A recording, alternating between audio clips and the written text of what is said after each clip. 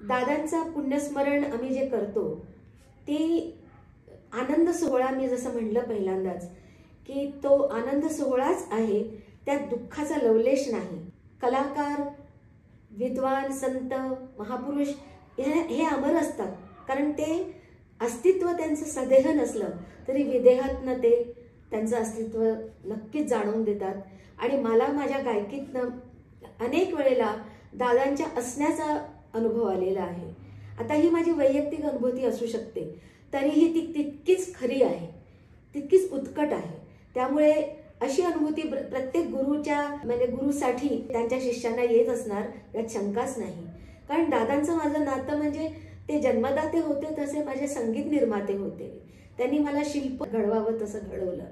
त्यामुळे हे अन्योन्य अशी एक न कधी तुटणारी अशी एक नाळ आमच्या दोघांमध्ये होती आहे असं मी म्हणेन.